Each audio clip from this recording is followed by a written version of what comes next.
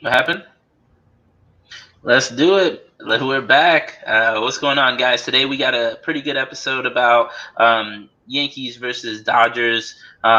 Baseball isn't 100% back yet, but hopefully we got a lot of good indications that it will be. And I know me and Taco again, we keep saying we're excited, but we're just looking forward to it. So we're trying to give you guys as much breakdown on stats and lineups and everything that we at least anticipate is going to go on. I know today they were talking, like you said, Taco, on the Yankees. Projected lineup. So we'll touch on that. We'll touch on the Dodgers. We'll touch on who the heavy on favorites are for William Hill. And then before we get started, you kind of had a little break. Yesterday. I know we might have posted one or two things past couple of days consistently, but just recently my uncle passed away, and the reason I'm touching on that is because he passed away due to unfortunate events and through his own means kind of thing. And there's a lot of people that go through depression, and I don't think we're here to really say and pretend to understand how tough that can be for anybody going through some of those things, especially in these times and financially, and people are being evicted even post COVID and all that.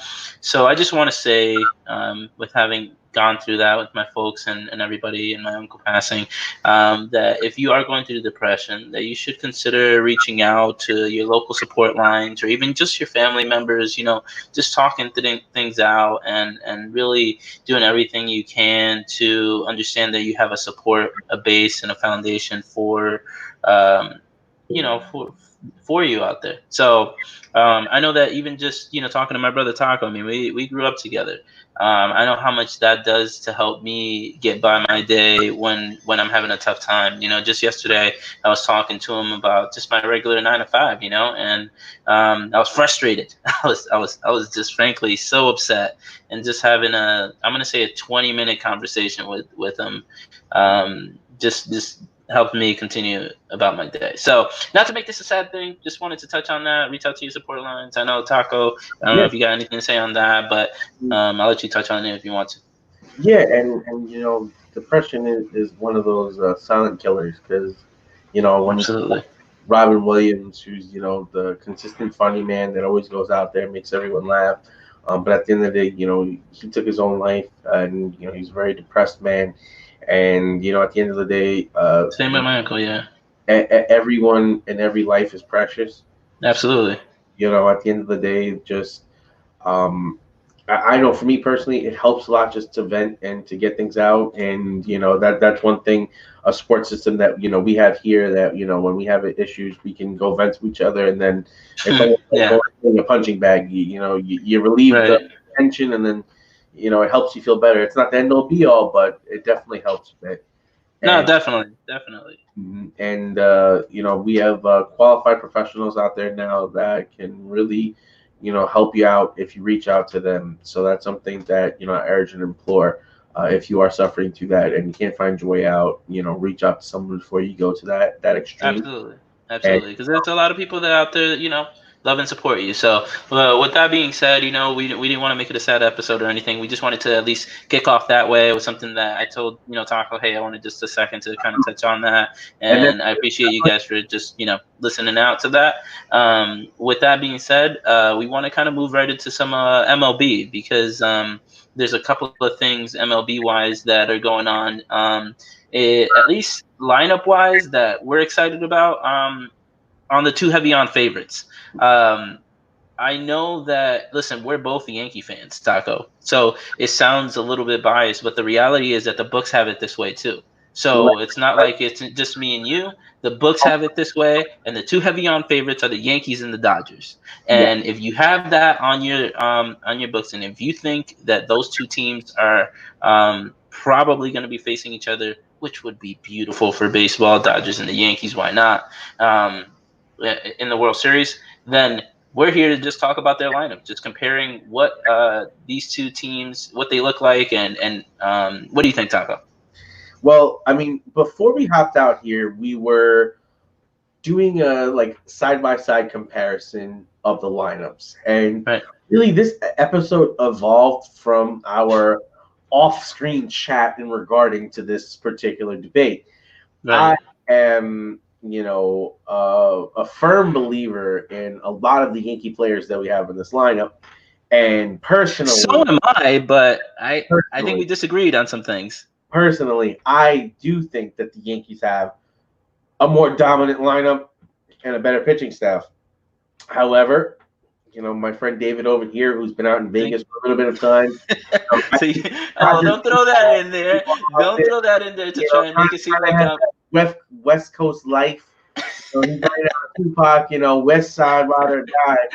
But I don't think I can't see how William Hill could have made a miscalculation in putting the Dodgers even a hair ahead of the Yankees based on the lineups that we have here. Based on the Yankees signing Garrett Cole, the most dominant pitcher now in baseball, and who would definitely be the ace of any game between the Yankees and the Dodgers as the number one pitcher that you'd have going out there. So over Kershaw, right? Absolutely. Over Kershaw, over Buehler, over Urias, over Wood, over Price. Price is, Price is 2.0. The Yankees are his daddy. We are shooting daggers out there already right at the beginning. Listen, don't try to make it seem like, listen, at the end of the day, I obviously am a still huge Yankee fan, but I'm just saying at the end of the day, the reality is that the Dodgers to me have a much better lineup, from 1 through 9, and and the starting rotation much better, at least from the standpoint of what I see today with the Dodgers and the Yankees. I feel like they start with that starting rotation since there's only 5 of them.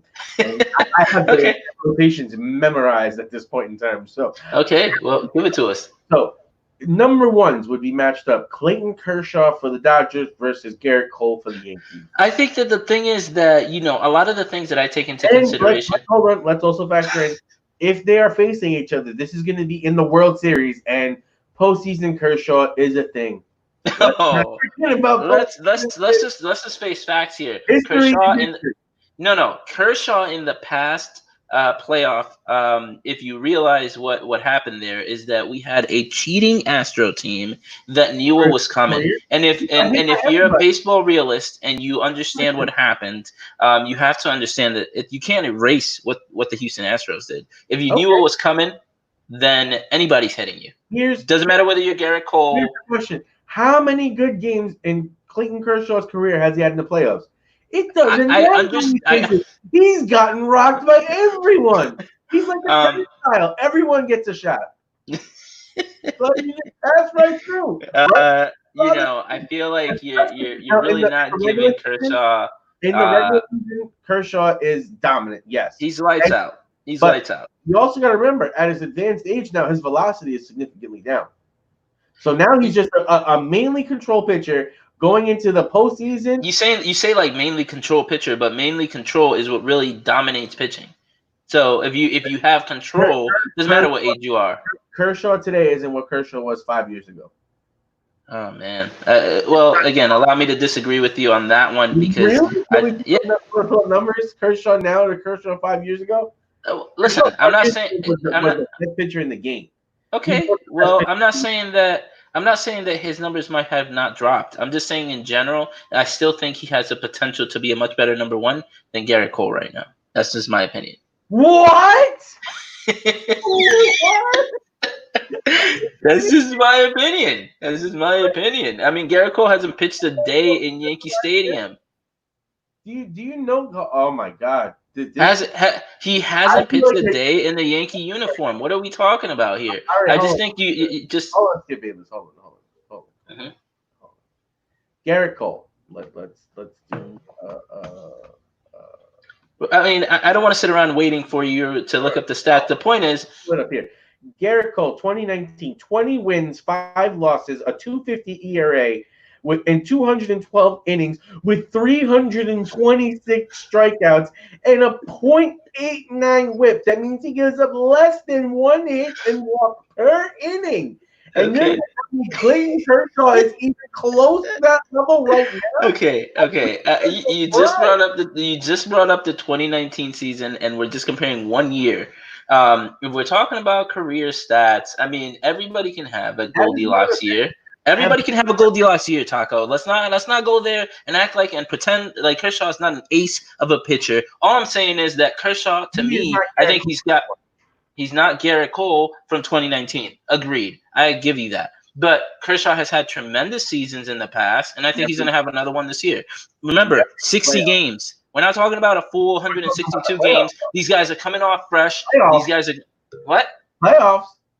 We're talking about playoffs. Yeah, and if we're talking about playoffs in general, if we're talking about playoffs, this is Kershaw having played 162, going out there on a regular season, and he's going in there fresh, baby. So we're talking about some things where you're analyzing from the perspective of a 2019 season where, number one, we had cheating Astros, who Garrett Cole was a member of the cheating Astros, if you ask me. No against the pitching.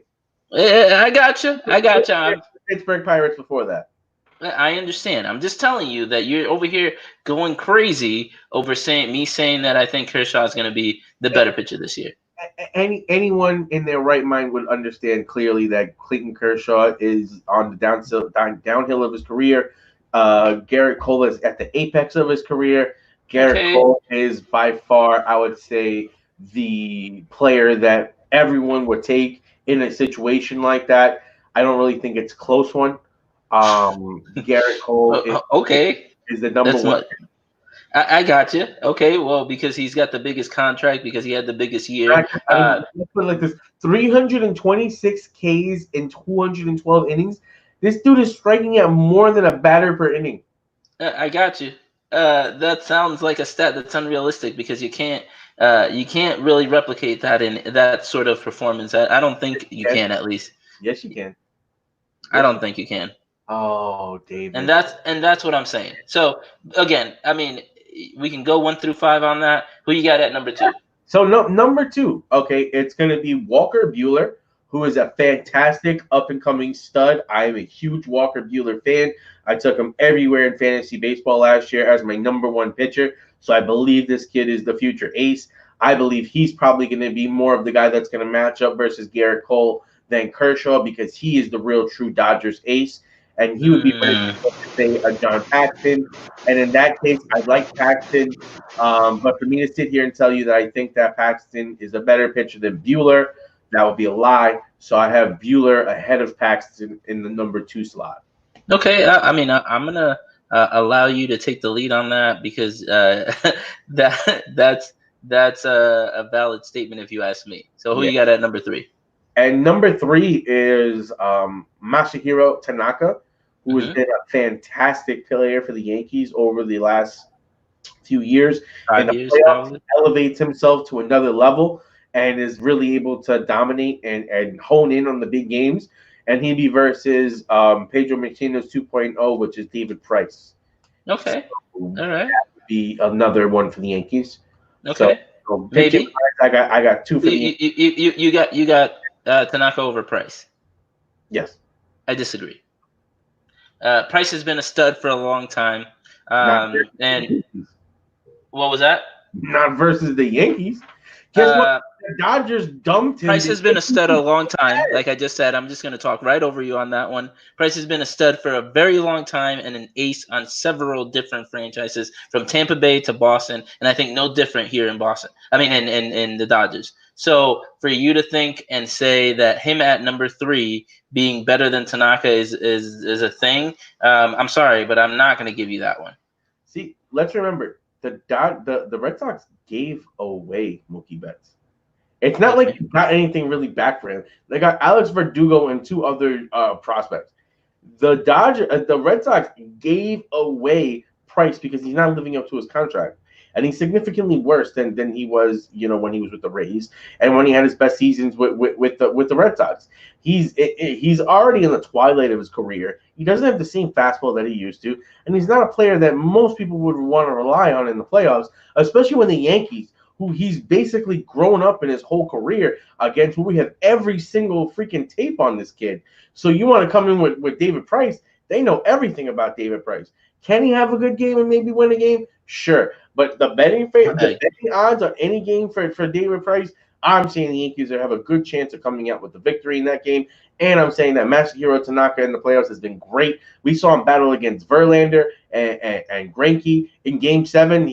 Or not Game 7, but in every game that he had in the series versus the Astros, he lived up to the billing and he faced some great pitchers. He was basically our number one last year, and he delivered.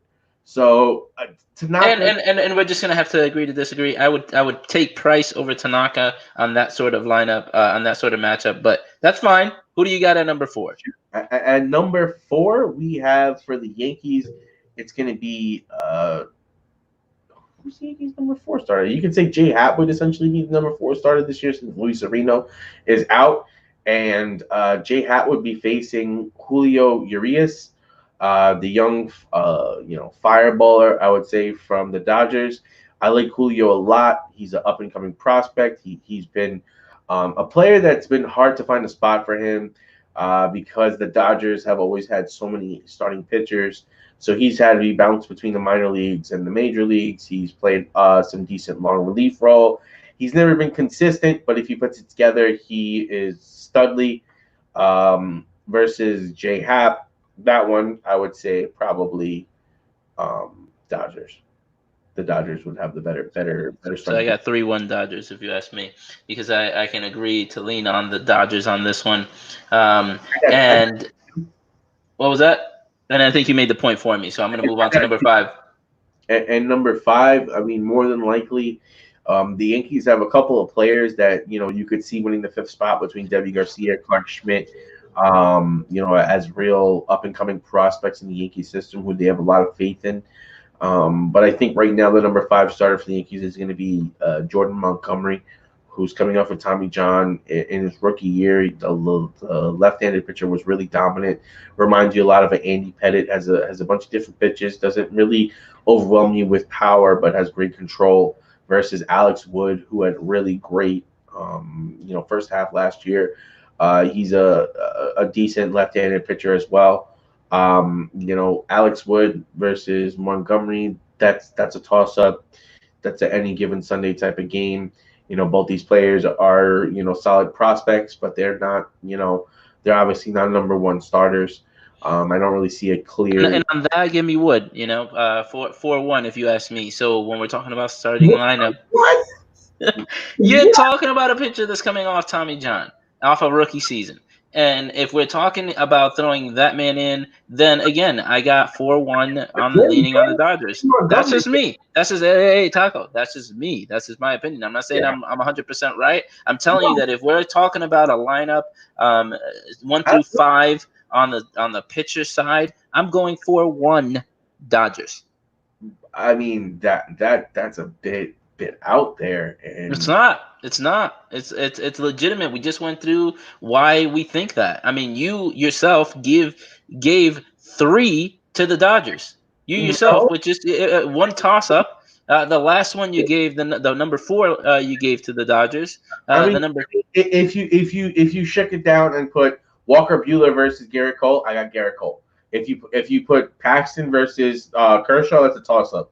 Then if you put Masahiro Tanaka versus Price, that's the Yankees. Right now, I'm looking at 2-2-0-1. So right there off the bat, then you'll give me half over Urias. And you can kind of mix and match them all you want. I'm just telling you from the perspective of what we just looked at it. I mean, we're not going back and forth on mixing and matching them. I'm saying from the lineup you just gave, from the perspective of what you just gave, I'm gonna go 4-1 on my side. You can totally take 3-2 Yankees, but 3-2 can easily be a 4-1 Dodger if you ask me. Let's put it like this. This is on wax. So when we come back to this at the end of the season, I'm going to say, all right, 4-1 Dodgers. The Yankees swept them 4-0. Hey, again, let's get this straight. Just because I live on the West Coast now doesn't mean I'm a Dodger fan. I'm just being an analyst from the standpoint of looking at the game and looking at the lineup. And I think from the perspective of what I don't like to see, unfortunately for us, is that the Dodger pitching lineup looks better than the fudging Yankee lineup, Yankee rotation. I just don't agree with you because James Paxton, when he's right, I think can easily outperform Clayton Kershaw. I think you're overrating Clayton Kershaw. I think you're I might underrating. be. Yeah, yeah. No, I understand that you're saying that I might be, and that's fine. But I just think that from his work ethic and what I've seen from Kershaw in the past, that I think that he's going to come back and have a bounce back season on a 60 game season. He's going to be fresh and he's going to have a good year playoff wise. It's not going to be the Kershaw from the playoffs. It's not going to be the same Kershaw. You know what? I'm going to clip that. I'm going to save that. And I'm going to run that on loop when he gets blown up in his first game in the playoffs. Well, we'll see. We'll just have to wait and see. And that, with that being said, I mean, we're 20 minutes into the starting pitching lineup, so let's go into the starting lineup for the hitters and the batters. What do you got here in comparison from the top spot from 1 through 9 on the Dodgers and the Yankees? All right, so these two lineups are pretty stacked, both of them. They have a lot of. Hold on, let me just see. I mean, I'm just going to tell you right off the bat, when you look at the lineups, they're both studs, right? I mean, you got some really, from top through 9, great hitters all around. You got Turner. Turner's just a beast, if you ask me. You got Bellinger. You got Stanton. You got Judge. What'd you say? I said I like Turner. Bellinger is nice, but let's break it down. Bellinger's a beast. First off, let's not talk about this. Is Bellinger better than Judge? Of course not. I didn't pretend to think that he was. I'm just saying that Bellinger is a beast. Okay, so here's the question then. Based on these two lineups, right? Yeah. Based on these two lineups, okay? Yeah. Who to you is the best player? Bring that lineup back up real quick. All right, let's go back. Let's go back this way. Okay, who to you is the best player? Listen, as a Yankee fan, I'm going to give you that. Love as a Yankee fan, as the objective Dodgers fan, as the objective. I love how you're throwing me into the Dodger fan club, but I'm not a Dodger fan. I'm just giving you a perspective of being a realist. I know that you, as a biased Yankee fan, I'm unbiased. I'm unbiased, and I'm looking at it from that perspective.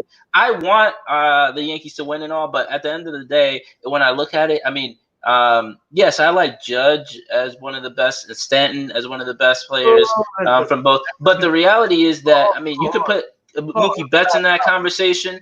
Stop bobbing and weaving here. The question is, who is the number one player you're taking off this board?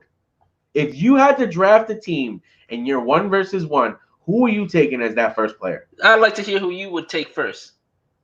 Honestly, I wouldn't have said this before, but it's a tough one for me. But I actually might go Gleyber Torres. I just believe this kid is going to be something absolutely special. When you saw him, over Judge, over Stanton, over Bellinger. Are you move over Betts? What? Yes, I believe Gleyber Torres is the best Yankee. Yes, I believe Gleyber Torres playing shortstop, giving you that average, giving you that power, having the ability to switch to second base. And so if you have one guy you want up, out of all these guys on this lineup, you would go Torres. Yes, that's who you would go over everybody on these two lineups. Yes. You're just crazy. Yeah. You're just crazy. I think that makes no sense, and that's drinking the Yankee Kool-Aid. That's drinking the Yankee Kool-Aid for a lot of reasons. But here, for me, I would go Bellinger. Then I would probably go Judge. Then I would go Stanton. Then I would go Betts. Then I would probably go Turner. That's kind of how I would go. Over Torres. Whoa.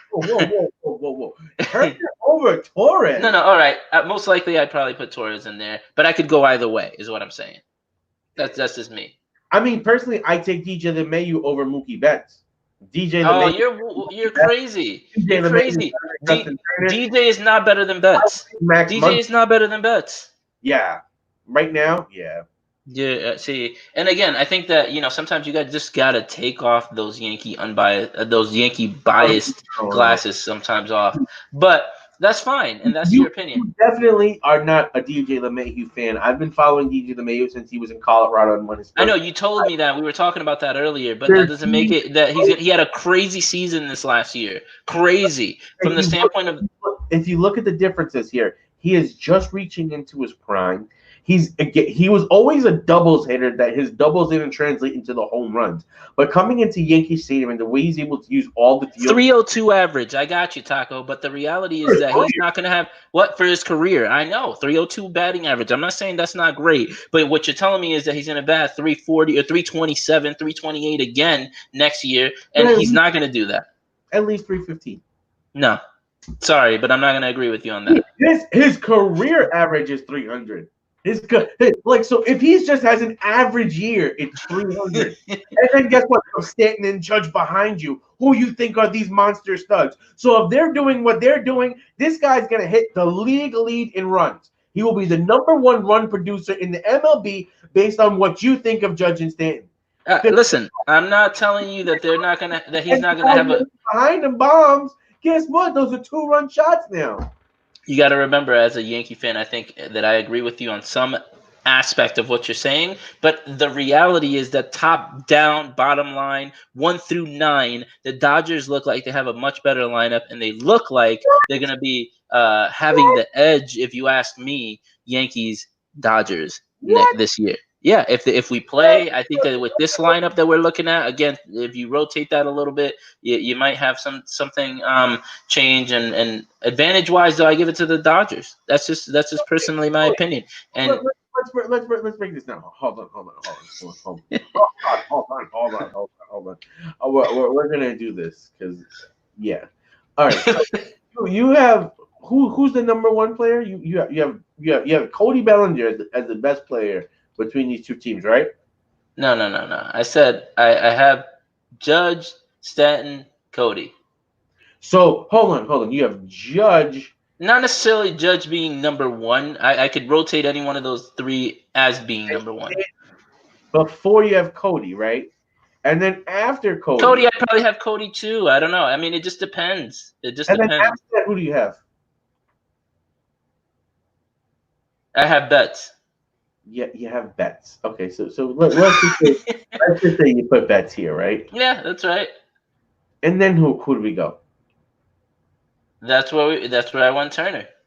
So you would have Turner over Torres, and then I would have Torres and DJ, who's better than him, right? Yeah. And then guess what? Then what are you gonna go? Max Muncy? Seager is no. I would go Seager. Max Muncy is better than Seager. No, he's not. What? Do you even know Max Muncy? Do you? No. Sorry. Yeah. No. Okay, Max, yes, but I would go Seager after that. But Seager, since he had the Tommy John, has been sapped of power. Last year he didn't have much power. He didn't hit for doubles. He didn't have many home runs. I've been a Corey Seager fan for. I've been a Corey Seager fan for a long time. I mean, he's been a great player. Better than Sanchez? Is Corey? Absolutely. Come on. Are you kidding me? Sanchez, listen, Sanchez is a great player and all, but he's not better than Seager. David. You're telling me that right now you would take Corey Seager over Gary Sanchez? If I had to do a fantasy pick, no. But I'm just saying in general, I think performance-wise, I think Seager has been better career-wise. We're going to talk about other guys coming off of injury. Last year, Seager came off of injury and was completely sapped of his power. So now I think that he's going to have a better year because these guys are fresh. We're talking about a different season. That's why I think that you're just kind of harping down on me with some of these guys that I'm saying that might have better seasons because of some of the things that they've done in the past. And then what about Hicks and Gio? You think that they're just – I mean, because honestly, I put Hicks, Gio, Voit, Sanchez all before I put Seager. Ooh, really? All of them. Seager's so Hicks and mark my words, next year Seager's going to be a free agent signing with another team, and they're going to give that position to Gavin Lux or one of the other prospects they have coming up. Gavin Lux, I do like at second base. He is their young up and coming prospect that they do like a lot. But Corey Seager, let's not make any mistakes about it. He was a great shortstop, but ever since his injuries, he doesn't have the power he used to, and I can't put him over Hicks and Voit who hit bombs. and they hit clutch. We'll just have to disagree. I mean, that's just. I don't think that Hicks comes even close to Seager. Because he had an injury season doesn't mean that he's going to have the same type of season this year on a fresh 60 game season. That's just my opinion. Again, we're comparing 162 games to. We're But Hicks, comparing 162 games to 60, Taco. That's what I'm saying. I'm not telling you. Maybe these picks are unorthodox in your thought, but I'm saying some of these players are great right. players that have had great And seasons. I'm not saying that Corey Seager isn't great, or he hasn't had his moments, or he isn't That's that. what I'm saying. That's what I'm saying. I'm saying if when I look at it top down, Aaron Hicks, I think you're giving not enough love to a guy like Aaron Hicks. I don't like Aaron Hicks. I don't like his stats. I don't like his inconsistency, and I've never liked him as a Yankee. As a Yankee fan, I've never liked Aaron Hicks. What is his inconsistency? Bring up his numbers. Oh my God! Bring up his numbers, please. I mean, because you want to sit there and talk about Aaron Hicks like he's batting first, second, third, fourth, right? I mean, Aaron Hicks is batting at the bottom of the lineup for a reason. Aaron Hicks. Okay, let's go. He was a Yankee in 2016, 2017, 2018, 2019. Right. 2016, he came in for part of a season. He had 327 at bats, 32 runs, 71 hits, 31 RBIs. How's that great? Oh, wait, hold on. How's that great? Tell me how that's great. That's his first. I mean, why'd you keep him on the lineup when things like that? And maybe at the bottom, batting 8th or 9th, I'd probably keep him there. I'd probably bat Kershaw over him. Kershaw over him. Jesus. Jesus. No, so, I'm just saying that you want to sit there and talk about like Aaron Hicks is so much better than Seager. I'm just saying Seager, I think, is going to be fresh. There's going to be 60 games this year, not 162. And I think that guys like Seager are going to benefit from a short season. Now, if we're talking back, if we're going to analyze everything from a 162 standpoint, I'm going to lean on you from the top-down perspective every time. I'm not going to give myself any sort of advantage on any of the players I just said. I'm totally going to lean on you for everything you've said from the standpoint of a long 162 season. That's just my realistic opinion. I mean, you know the stats. You know what these guys have done. I know what they've done. I know their history, but not to the standpoint of, the fantasy greatness and brilliance that you've had in picking some of these players. So I give you that. Yeah, I'll reserve judgment on that. I'll give you that. That's fine. But the reality is that some of these guys, I think, are brilliant and they're great. But what ends up happening is either they're injury prone, either they have an inconsistent stretch. And I think that that's going to make a difference with this 60-game season. And I think that's what I'm looking at and putting into perspective with this. That also does help the Yankees as well when you see guys like Judge, Stanton, Sanchez. Right. But I lean Dodgers in advantage on this one. And that's just, again, listen, I'll give you one last thing.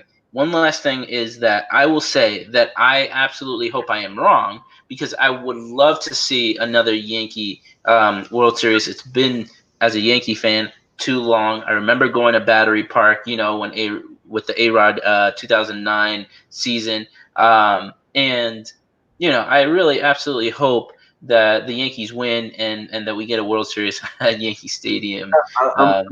I'm going to leave the Yankees versus Dodgers debate. Obviously, it's going to be something that we'll probably cover throughout the year because these guys are the perennial favorites to make it to the World Series, betting heavy favorites.